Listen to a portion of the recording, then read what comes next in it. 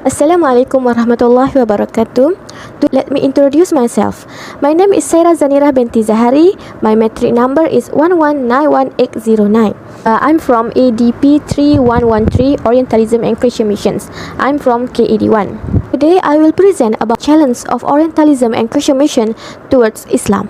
Before we go further, I would like to share who is Orientalist and Christian missionary. An Orientalist is defined as someone knowledgeable about Eastern language, learnings, and civilization.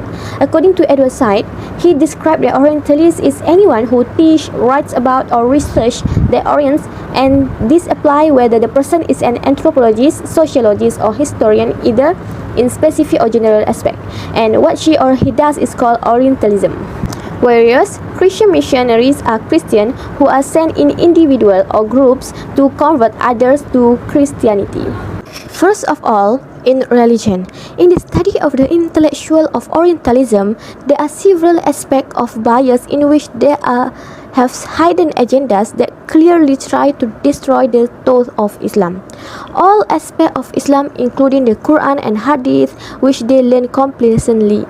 Not only that, they also make numerous accusations and insults against Muslims, casting doubts on Muhammad ﷺ harshness and prophethood, and disparaging and degrading the Prophet Muhammad ﷺ dignity. Islam's enemy use technology and mass media to destroy Muslims, which is by writing, photograph, films, thoughts, books, plays, speech, and scientific descriptions. Abdullah bin Mubarak had said that the sanad is from the deen, and without sanad anyone can say anything. Sahih Muslim. It's clear here that the ulumul hadith is so detailed, and this is very contrary to the Orientalism opinion that this hadith is not preserved and invalid. Therefore, Muslims should be wise in their response on mistake made by the enemies of Islam.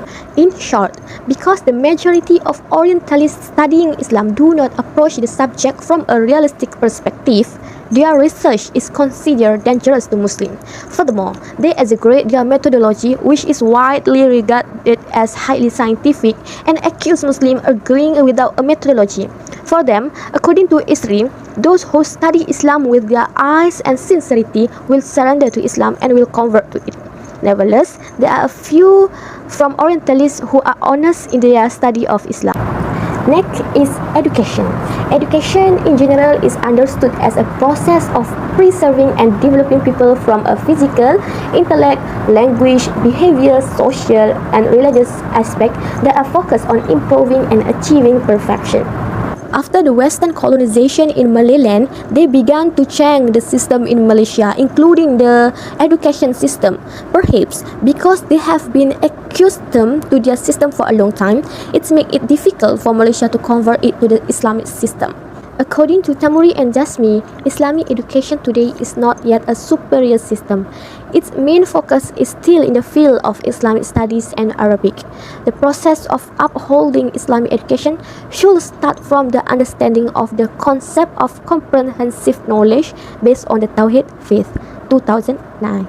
Furthermore, the most concerning aspect are that is not only the Christian mission and Orientalists on Islam, but when Muslim scholars themselves undermine Islam's teaching by adopting an Orientalist approach to understanding Islam. For example, there are some Muslims who look like agree with the statement that all religions are same, Quran is not revelation, and so on. In short, Orientalists also produce Muslim academics who are not critical of the West and even agree with them. Based on Zarkashi, there are now Muslim scholars in various Islamic states who support ideas that are on the Western agenda. For example, Aminah Wadud Muhsin and Fatimah Mirnisi also support feminism, although they are Muslim.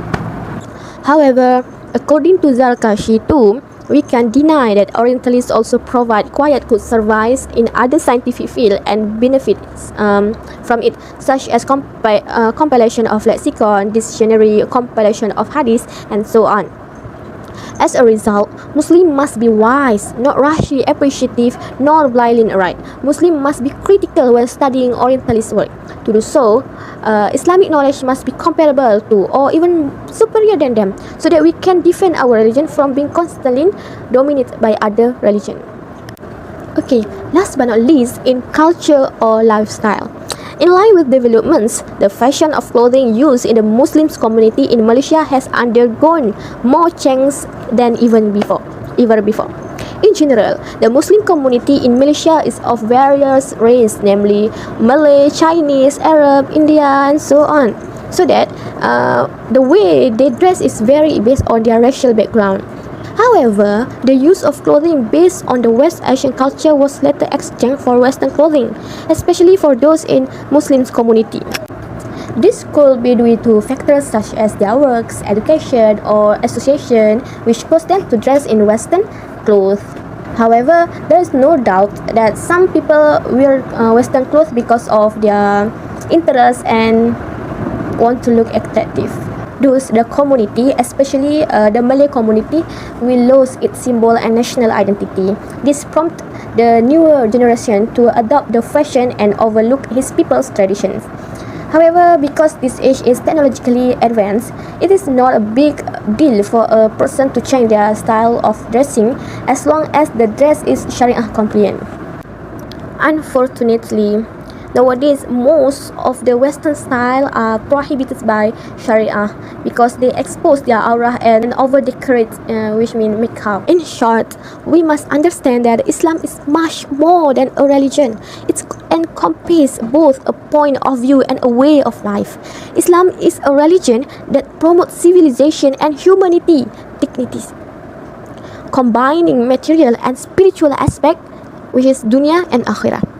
That's all from me. Thank you for your attention.